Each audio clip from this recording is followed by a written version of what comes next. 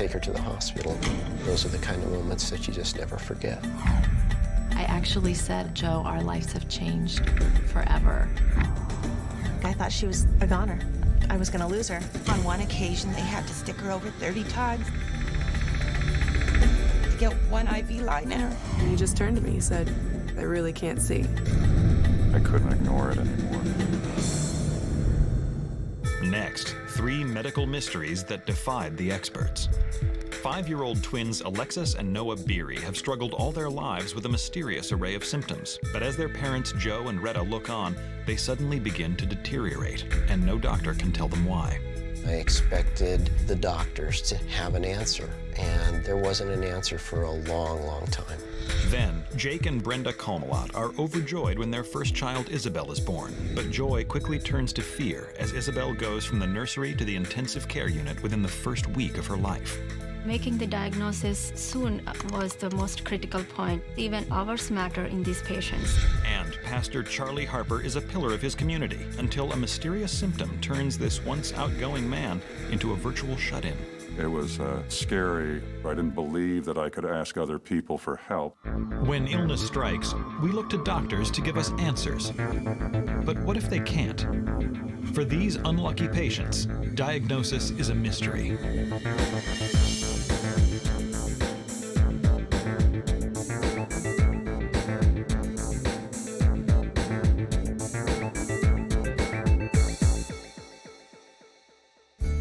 In 1996, Retta Beery discovers she's pregnant for a second time. Retta and her husband Joe already have a 2-year-old son named Zach and are thrilled to learn they're having twins.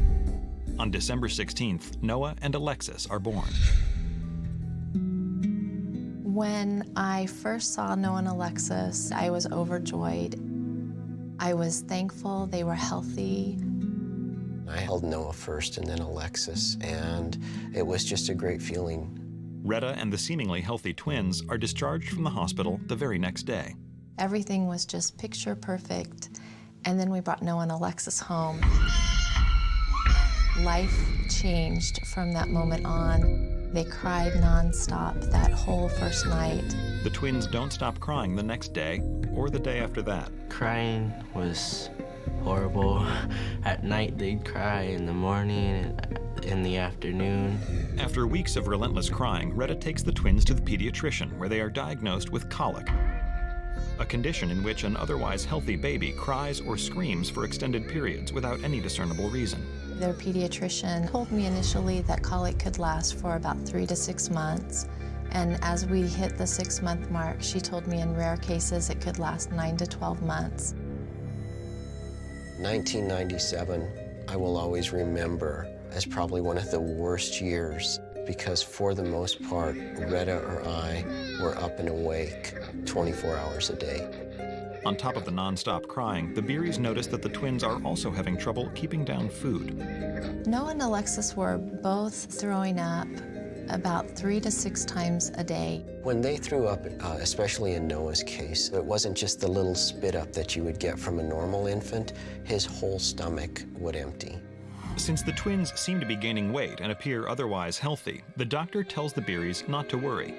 But at 9 months, they still haven't slept through a night and are throwing up virtually all their food.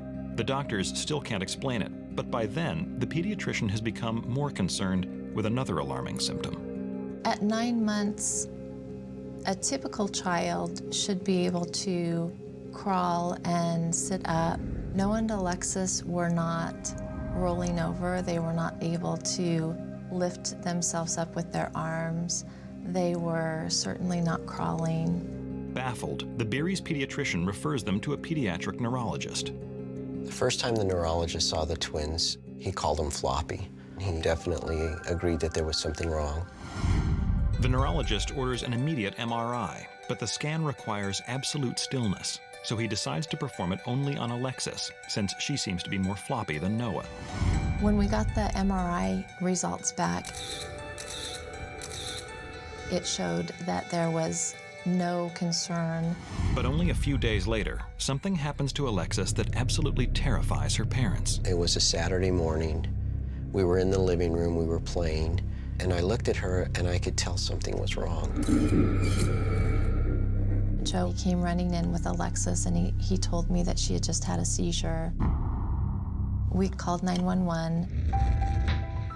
It was really hard because I had to carry her to the ambulance and put her in the ambulance and take her to the hospital. Those are the kind of moments that you just never forget. At the hospital, an emergency CAT scan of Alexis's brain comes back normal, which isn't uncommon with seizures. The neurologists were still at this point uncertain as to a diagnosis for Alexis, but they started her on seizure medication. We were very, very concerned. It was then that we really started looking for an answer that the doctors weren't giving us.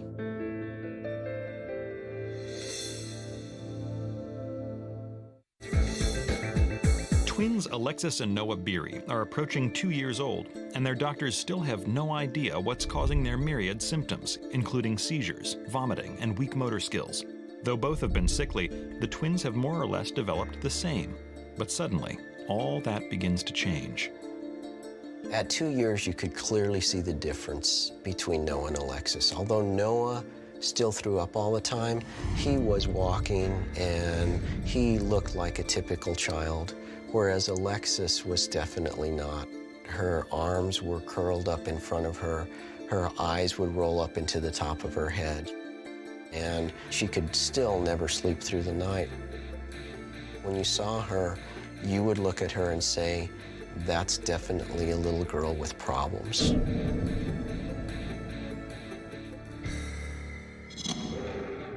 The Beerys decide to go back to square one. And a new set of MRIs is ordered, this time on both twins. Just like the last time, Alexis's comes back normal. But when they look at Noah's, they can't believe what they're seeing. It showed brain damage in his ventricle area. It's basically spots around the ventricles of the brain, which is common in children of multiple births. Sometimes, with multiple births, one or both of the fetuses doesn't get enough blood flow to the brain, causing the nerve fiber around the cerebrospinal fluid-filled ventricles to die. This condition is a form of cerebral palsy, a catch-all term referring to brain damage that affects movement and muscle control. They basically associated Noah's diagnosis with Alexis and labeled them both with cerebral palsy. It was a relief to a degree because now we had something to grab onto that would allow us to go off and work with it. The mystery was gone. And there's good news that comes with the diagnosis. The neurologist assures the Beerys that cerebral palsy is a non-degenerative condition and that with intense physical therapy, the twins will make tremendous progress. We knew that cerebral palsy wouldn't get worse, so they could only get better. Over the next 2.5 years, life for the Beerys revolves around the twins' physical therapy and doctor's appointments. We kind of moved into a world of our own in which we had to manage our lives differently. Initially, it looks as though the therapy is working, for Noah at least. Noah was improving. He was still drooling, and he was still throwing up every day of his life. But by the time he was 4 years old, Noah looked pretty much like a typical child. You wouldn't know anything physically was wrong with him. But for Alexis, the therapy doesn't seem to be nearly as effective. Alexis was struggling to walk. She would fall down a lot. She wore a helmet to protect her head. She was still very floppy. Her eyes would roll back up in her head and she couldn't bring them down. She never slept through the night. And soon, Retta and Joe begin to notice another strange behavior in Alexis. When Alexis would wake up in the morning, she was able to function at a much higher level, but by 10:30 or 11 o'clock in the morning, she simply could not function. Then, when the twins are nearly 5 years old, all the Beerys' hopes for Alexis are shattered. Alexis just kind of regressed and went backwards, and it was scary seeing her get worse. She seemed to be losing more and more of her ability to walk. Cerebral palsy's not supposed to get worse, and she was clearly getting worse. For the first time in 2.5 years, Retta begins to question the cerebral palsy diagnosis. I came across an article that talks about the disorder that is often misdiagnosed as cerebral palsy, but it's treatable with a medication. And one of the common threads in this other disorder that separates it from cerebral palsy is how the patients function at a higher level in the morning or after sleep, and as the day goes on, they become more debilitated. I was laying on the bed reading, and Retta walked up to the side of the bed with a piece of paper, and she was almost crying. And I said, "What's wrong?" And she handed me this piece of paper, and I read the article, and it still gets to me today because the article could have been written about Alexis.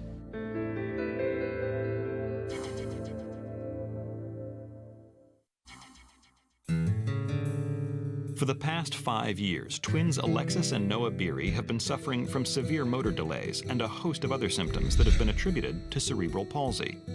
But one night, their parents, Joe and Retta Beery, come across an article about a treatable disease that mimics cerebral palsy. The symptoms sound almost identical to those that the twins have been experiencing.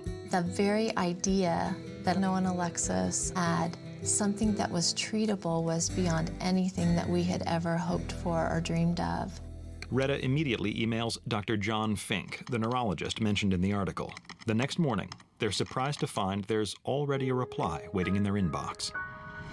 He and I went back and forth with emails. I asked him, is there any way that you can see Alexis? And about 5 or 6 more emails into it, he asked if we could bring Noah and Alexis out to Michigan. And I said, absolutely. The Beerys are full of hope as they board the plane to Ann Arbor, Michigan to meet Dr. Fink.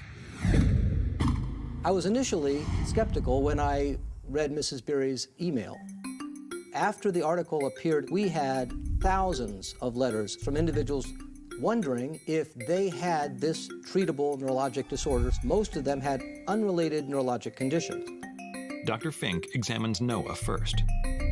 In contrast to his twin sister, Noah had a brain MRI scan that showed there had been some areas of brain injury, common in children that have cerebral palsy. He had had significant motor delays, but he had overcome them with physical therapy. It seems at this point that the cerebral palsy diagnosis is accurate, and the Beerys have come in vain. Then Dr. Fink turns to examine Alexis and finds something very different. Alexis had a number of neurologic symptoms. She had impaired gait. She tended to walk on her toes. One of her feet was turned in. She had difficulty with her head control. The eureka moment came when I examined her arms. She's having a lot of difficulty using her hands, but it's not because of spasticity that I would attribute to cerebral palsy. This, plus the history of worsening, plus the history of diurnal variation, fluctuation in her symptoms during the day, it clicked. Maybe this is Sagawa's dystonia. Sagawa's dystonia is often misdiagnosed as cerebral palsy, but isn't a form of brain damage at all. It is caused by a shortage of the chemical dopamine. Dopamine relays information between the neurons in the brain. Without it, the brain's signals to the muscles go haywire, making it impossible to control movement. Sagawa's dystonia is very rare. Some estimates are at 1 in 2 million have Sagawa's dystonia. We think it's probably higher than that because we think there's a lot of undiagnosed individuals. Sagawa's is so rare, there's still a lot the doctors don't know about its effects. The only way to determine whether or not Alexis has it is to give her a dose of a drug called L-Dopa and see if her symptoms go away. When we administer the chemical L-Dopa, the body converts it into dopamine. An individual with very severe neurologic impairment gets dramatically better by giving this chemical. The Beerys leave Dr. Fink's office with a dose of L-Dopa. Dr. Fink asks them to return the next day so he can see how Alexis reacts to the medication. That night, we gave her the first dosage, and we went to bed. We woke up the next morning and realized Alexis slept through the night. We gave Alexis a quarter of a pill after breakfast, and We go to the rental car, and Alexis at this point is walking with her hands down, and she gets into a car for the first time on her own with complete balance. She pulls her seatbelt down for the first time in her life. And Joe and I were in the front seat. We looked at each other, and we had tears in our eyes. The next day, the Beeries take Alexis back to Dr. Fink's office, where he examines her again. Alexis had a very rapid improvement. Her ability to walk was dramatically improved within 24 hours. Her head control was much improved. Her ability to use her hands, her speaking was much improved within the next day. Dr. Fink told us that it would be black or white, and when he saw her, he said, she definitely has Sagaw's dystonia. Most physicians are not familiar with Sagaw's dystonia, and so they misdiagnose it as cerebral palsy. Not treated, Sagaw's dystonia can be disabling, and that disability can be extreme. It's ironic, but it seems the twins have been battling different conditions all along. Now that Alexis has been accurately diagnosed and is getting treatment, the family heads back to Arizona, ready to begin a new life. After Michigan, Alexis just was a different girl walking in the house. She was this moving, talking, walking little girl that we'd never seen before. But as the months pass and Alexis gains control of her body, Noah suddenly starts to change. Noah's right foot started to turn in, he started drooling, and his feet started crossing center. The family jumps on a plane and heads back to Michigan to see Dr. Fink. Noah began to show progressive neurologic impairment. He started tripping, stumbling, crossing his feet, turning his feet inward, and that progressive worsening indicated that this was not cerebral palsy alone. When I re-examined him, he had evidence of dystonia affecting his legs. The brain damage on the MRI proves that Noah definitely has cerebral palsy, but it's possible he may also have Sagaw's. There's only one way to find out for sure. We put Noah on the medication that Alexis is on, and he stopped throwing up. His foot straightened out, and he stopped drooling. At that point, it was clear, since we'd already established that his sister had dope-responsive dystonia, that Noah did too. There's no defined relationship between Sagaw's and vomiting, but like Alexis, as soon as Noah started treatment, his symptoms disappeared, including the vomiting. To stay healthy, the twins will take L-Dopa for the rest of their lives. And today, just 6 years after starting treatment, Noah and Alexis have made an astonishing recovery. I think they have an excellent prognosis. I think that they will continue to have sustained benefit from taking this medication, L-Dopa, on a daily basis. Noah and Alexis today look like typical kids. They are in a regular classroom. They're doing really great academically. They're involved in whatever sport that they want to do. It truly was a miracle. We felt every day, and even today feel like we see a miracle in front of us. Noah and Alexis Beery's mysterious symptoms evolved over a period of years. But newborn Isabel Kalmalot deteriorates so quickly, her parents don't know if she'll survive her first week of life. On a Wednesday morning in December 2004, Brenda Kalmalot gives birth to a baby girl, who she and her husband Jake christen Isabel. She was so beautiful. I was so glad to have her. I didn't feel as scared as I thought I'd be. She was just, just gorgeous. But the next morning, Brenda notices something strange. I was trying to breastfeed Isabel. She was a little sleepy, so I was having a hard time keeping her awake for the time they said I needed to be feeding her. 5 minutes is what she would do. They wanted her to feed for 20 minutes to half an hour. And by the end of the day, Isabel starts looking a little yellow. It just looked like there was yellow dye, just like she was playing in paint. Doctors tell the Kalmalots it is jaundice, a very common condition in a newborn caused by elevated levels of a substance called bilirubin. It is easily remedied with exposure to sunlight. We were under instructions to keep her under an open window in only a diaper to help her bilirubin levels go down. But the next day, Isabel doesn't seem to be any less yellow. On Saturday, we took her to the doctor's office because she was still a little jaundiced. And something else has started to bother them. She was very lethargic. She began sleeping more and more, and She would nurse for just a few minutes and fall back asleep. They ended up poking a couple holes in her heel and milking blood out of it. Do blood tests to get a little vial full. When the results come back, the doctor is confused. Isabel's bilirubin levels haven't decreased at all. In fact, they've gotten higher. He sent us Sunday to go to the lab, and they took another blood test, and her bilirubin levels were even higher. And he called us after we had been home for about an hour from that and sent us to the hospital. When the Kalmalats arrive at the hospital, Isabel is rushed into the intensive care unit. If the newborn's bilirubin levels are too high for too long, she could suffer brain damage. They put her in an incubator and put these bright lights on her, these blue lights, and they put little sunglasses over her eyes to protect her eyes. The blue lights provide a high dose of UV rays that should help break down the bilirubins. They said nothing to worry about. Should be a few more days, you'll be able to take her home again. Brenda and Jake are relieved that Isabel is finally getting the necessary treatment, but seeing their newborn in such distress is torture. She spent all of her time, except for when I was feeding her, lying in the incubator. And she'd be crying, and we couldn't move her because we were trying to get the levels to drop. And there were 2 holes in the side of the incubator that you could put your arms through. Brenda would be trying to just pat her through the holes in the side and soothe her that way. Finally, after 2 days under the blue lights, she begins to get better, but not as quickly as the doctors were expecting. When her billy levels began to drop, we were still hearing from the doctors, she should be responding more dramatically than this to treatment.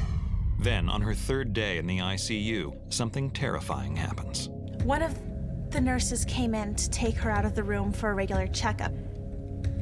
Her skin looked a funny color, kind of a greenish, grayish color. When they took her out of the room, I expected them to bring her back. After 3 straight days in the hospital, Jake steps out for a break while Brenda waits for Isabel. Jake hasn't been gone for 10 minutes when a doctor comes back without Isabel and gives Brenda some devastating news.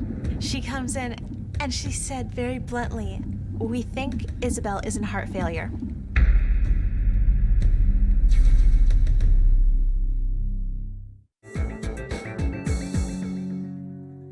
Brenda Kalmalat has just discovered that her week-old daughter Isabel, who has been suffering from extreme jaundice, may now be in heart failure.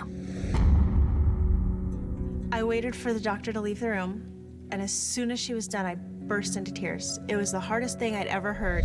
She called me and said, "Mom, there's something wrong. There's something wrong with Isabel."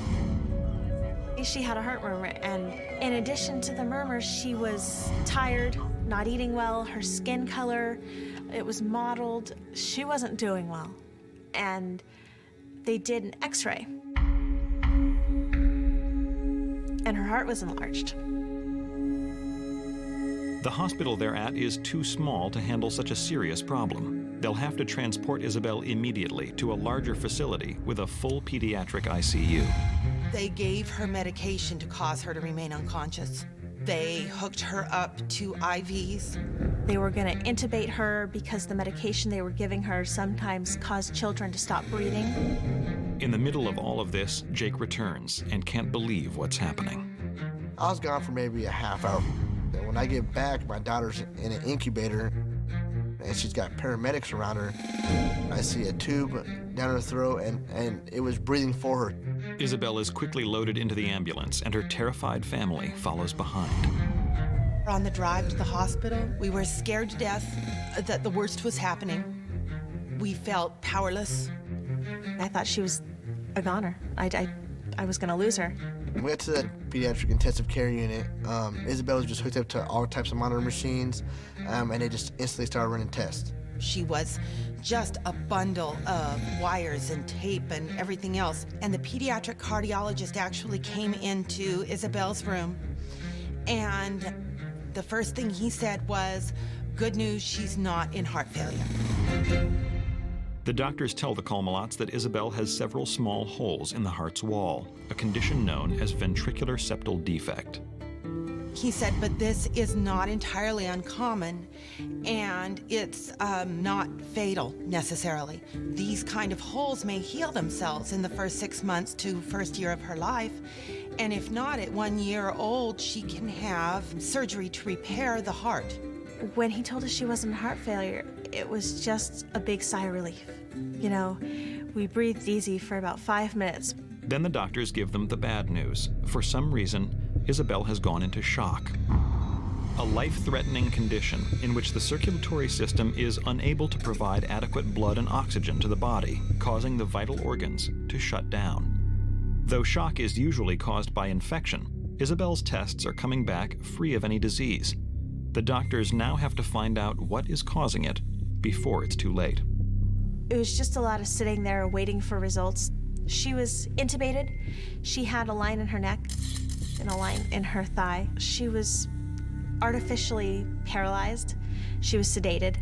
They took blood for tests. It was very, very difficult, and I know that it often is with babies. They have little veins. I know on one occasion they had to stick her over 30 times to get one IV line in her.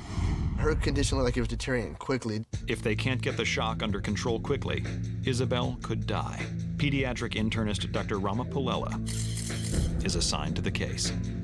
Isabel was lying in the ICU bed, and she was very weak, and she was ashen gray, pale, and sick. There were two things that were really, really concerning. The first thing is when I shined light into her eyes, they weren't reacting at all. And that's a bad sign. That tells us that maybe there is something wrong in her brain. And the second thing was she was very lethargic. She wasn't responding like a normal baby. If you touch her or if you stimulate her, she wasn't responding at all. And that prompted me to get an emergency CT scan of her head. And the scan reveals something surprising. There was a bright spot in the CT scan on her head. In Isabel's case, the bright spot was so small that we thought in terms of calcification. Brain calcifications in infants as young as Isabel can be caused by many different things, but aren't themselves dangerous. Ordinarily, a baby with calcifications would be observed over time to see if they increase in number or size. But in Isabel's case, time is the one thing they don't have. For Isabel, I think making the diagnosis soon was the most critical point. Even hours matter in these patients. They told us that Isabel had been made the top priority in the pediatric intensive care unit, and they had every doctor, every resident, every intern in the pediatric intensive care unit trying to figure out what was wrong with her.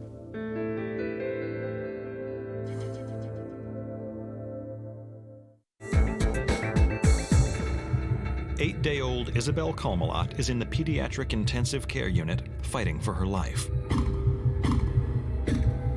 What started as a mild case of jaundice has escalated into full-blown shock, and doctors have just discovered strange artifacts on a brain CT scan, the origin of which is a complete mystery.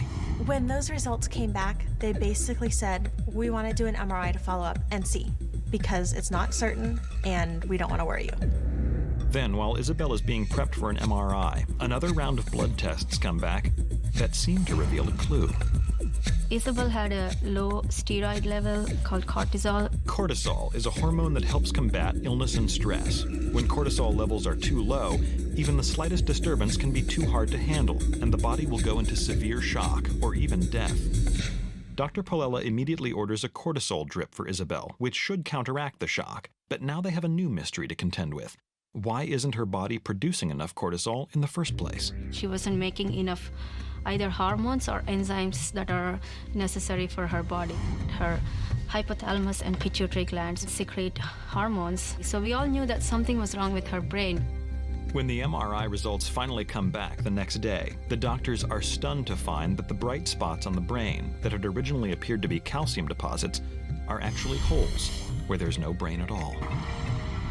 Once we got the MRI, then everything started making sense that she doesn't have enough of hormone and her pupils are not reacting, so we knew that she was having septo-optic dysplasia. Septo-optic dysplasia is a catch-all term for a variety of developmental defects of the brain. Isabel has 4 defects. She is missing the septum pellucidum and corpus callosum, structures that join the 2 sides of the brain. She has a small hypothalamus, the master gland that controls involuntary functions such as heart rate and temperature. And she has an underdeveloped pituitary gland, which controls the body's hormone output. Finally, Isabel's optic nerves are very weak. I was scared. I don't know how to describe the feeling that you're getting told all this stuff, and it just, I guess it kind of sets in. The missing midline structures and weak optic nerves are impairing Isabel's vision, but it's the underdeveloped master glands that cause the biggest problems. Bilirubin and cortisol levels are controlled by the pituitary gland. Because Isabel's pituitary isn't functioning properly, her bilirubin levels rose and her cortisol levels plummeted, sending her into shock. It's a very rare disorder, and I've never myself seen a case. Nobody knows at this point what causes septo-optic dysplasia. There's a lot of research going on. Though they won't know the full extent of the disorder until Isabel gets older, the doctors give the Kalmalots hope, assuring them that many of the symptoms are treatable. Started walking us through it, and I was told that even though the center part of her brain was missing, she would still think, operate, and function like a normal child. There are treatments for symptoms, for hormone deficiencies, for vision. They try and stimulate as much as possible. Isabel is immediately started on hormone therapy to counteract the effects of her malfunctioning glands. Isabel is basically right now getting growth hormone replacements because she lacks growth hormone. She gets cortisol replacements too. Once she got those hormones and recovered in the hospital, she made a complete turnaround. In retrospect, one thing is clear. Isabel's diagnosis was made just in the nick of time. She was so close to death. She could have died if she didn't have this diagnosis. And now, just a year later, with rigorous hormone replacement therapy, Isabel is doing well. And the holes in her heart, which turned out to be unrelated to the septo-optic dysplasia, are healing themselves. I think Isabel is actually doing amazingly well. She has some visual perception. She can appreciate light. She does try and say a few words. She does try and stand up with support. I think these are all good things. Isabel is 2 years old now. She is thriving. She is an absolutely brilliant 2-year-old. She sings, she plays, she's very independent, she gets around. It's taught me a lot of strength going through this ordeal. She has more strength than I could ever imagine. Isabel just keeps me going. While Isabel's problems started at birth, 43-year-old minister Charlie Harper had lived his whole life without any major health problems before being stricken with a terrifying symptom. In 1996, Charlie is an active community leader and bona fide workaholic. As a senior pastor, my work weeks were endless, 80 to 100 hours a week. Charlie's role in the community that he lived in was that he had to pick up the pieces for a lot of people's problems. But it was extremely rewarding. 1997, however, is a difficult year as Charlie's work becomes more and more stressful.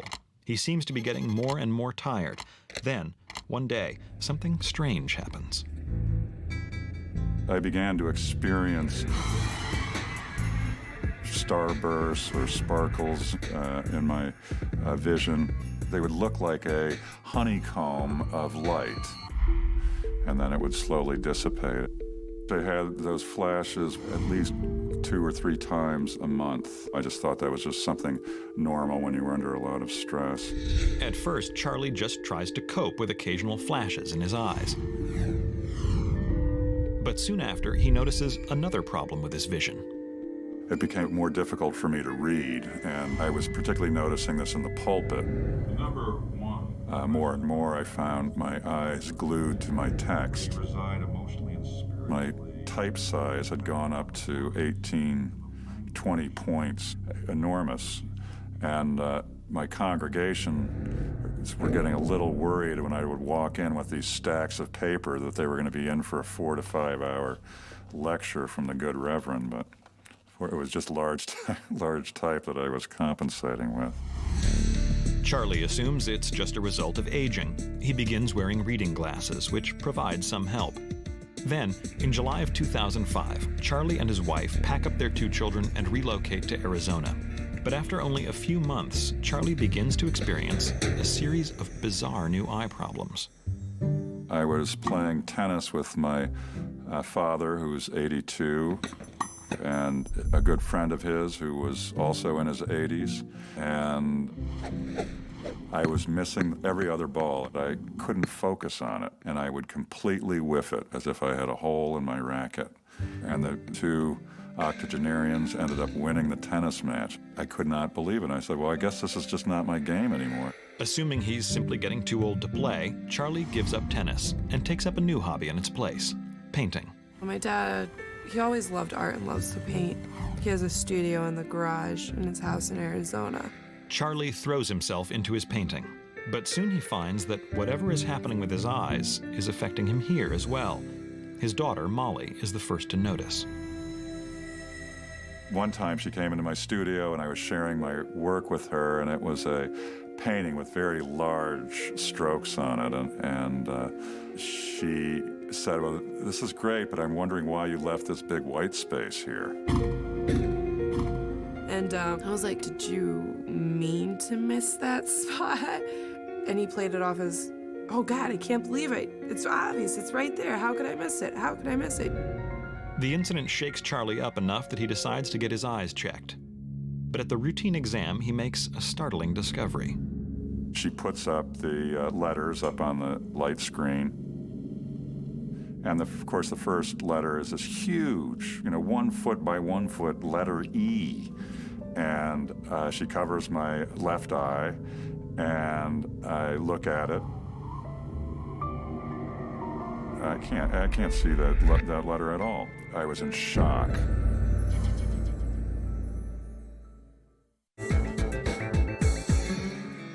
Charlie Harper has been having eye difficulties off and on for the past few years, but has always chalked them up to stress and aging.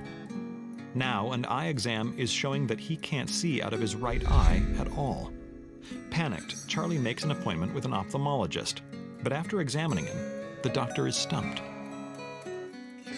He didn't know what it was. I thought, oh, well, if he doesn't know, then it's just, something we can't do anything about. I'll be fine. I'm just going through a change in my eyesight, and everything will adjust and stabilize any minute now. The doctor recommends that he see a retinal specialist, but Charlie does not take him up on the offer. That worried me, but again, I did not have a sense of urgency about going to see anybody right away. I buried it. I was procrastinating. Charlie returns home, figuring that he'll muddle through on his own. But with each passing day, he finds himself gradually shutting down.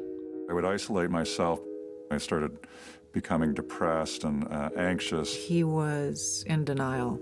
I think at that point, he was really suppressing his anxiety about what was going on here. But then, one night while driving, Charlie's eye problems take a turn for the worse, and he realizes that his condition is becoming more than just an inconvenience. Looking out through my windshield was often like looking through sunglasses smeared with Vaseline. What would have been a fairly clear and straight road, it was difficult to see beyond 100 feet of the front end of my car. It was a little scary. And try as he might, Charlie can no longer keep his troubles hidden from his family. There was just that one time where I was, bugging him. I was like, Dad, what are you, an old lady? Come on, let's go a little above the speed limit. He just turned to me. He said, no, I can't, because I really can't see. Eventually, Charlie hits rock bottom when he realizes he can barely function on his own. He turns to his big sister for help and tells her everything that's been going on. Jessica is floored. She has been having vision problems of her own, and they seem eerily similar to Charlie's. A little alarm went off in my head because I had been through almost exactly the same thing when I was having vision problems. I was on a tennis court, and I remember the lines on the tennis court becoming distorted, so I'd see 2 lines instead of 1. Jessica tells Charlie that he could be suffering from a serious condition. She recommends that he come to Los Angeles to see the doctor who's been treating her vision problems, UCLA eye specialist Dr. Stephen Schwartz. The next day, Charlie is on a plane to LA. Charlie came in with a story of progressive visual loss, having been attributed to stress and other things in his life, which is unfortunately all too common of a misdiagnosis. Dr. Schwartz goes over Charlie's medical history and then begins a thorough examination of Charlie's eyes. What he finds is alarming. Charlie had evidence of previous retinal bleeding that had resolved spontaneously. So there was a footprint of some damage that had been there, almost like a high water mark. Retinal bleeding occurs when the small blood vessels behind the retina become inflamed and rupture, often obscuring a person's central vision. Retinal bleeding could be a sign of a serious condition, including irreversible deterioration of the retina. Schwartz immediately orders a series of tests for Charlie. Within an hour, he has the results. He had two findings that were very worrying. First, he had a finding called peau d'orange. Rather than having a perfectly clear and typical retinal exam, he had patches in the retina that looked like orange skin. He also had abnormalities in one layer of the eye, just beneath or deep to the wallpaper, deep to the retina, that looked very much like cracks. We call those angioid streaks. These two findings point us in a very definitive diagnostic direction. The answer was right there. Schwartz calls Charlie into his office. So I sat down with Charlie and told him that he had PXE. Pseudoxanthoma elasticum, PXE, is a genetic disorder in which elastic tissue throughout the body begins to harden. In the eyes, hardening of the highly elastic membrane behind the retina can lead to cracking. Small blood vessels take advantage of these cracks and grow through the membrane. Sometimes these blood vessels leak and bleed. Everything that was going on with my eyes, the need for stronger and stronger reading glasses, the inability to hit a ball, all my driving difficulties were directly related to PXE. When the retinal bleeding stops, scarring may occur. If the scarring occurs in a person's central vision, it can cause blindness. In Charlie's case, the bleeding stopped just prior to doing any major damage to his central vision. So Charlie asked me, am I going blind? And I told him no. Because if we catch this early and we start to give you these new medicines, you have every chance of not suffering the same effects that you would have untreated. For Charlie, it was the rarity of PXE that made diagnosis so elusive, as only 1 in 100,000 people worldwide are reported to have the condition. It is also genetic, and both Charlie and his sister Jessica have been diagnosed with the disease. The two work with PXE International, a research and support organization, in the hopes of raising awareness for the disease. Charlie undergoes regular testing to monitor and treat retinal bleeding. And while there is no cure for the damage that has already been done, Charlie and his family are learning to deal with his partially impaired vision. He loves life and he loves being outside, outdoors. I know for a fact that's when he's the most happy. When he's hiking and he can look out amongst everything once he reaches the top, it just gives him a sense of peace.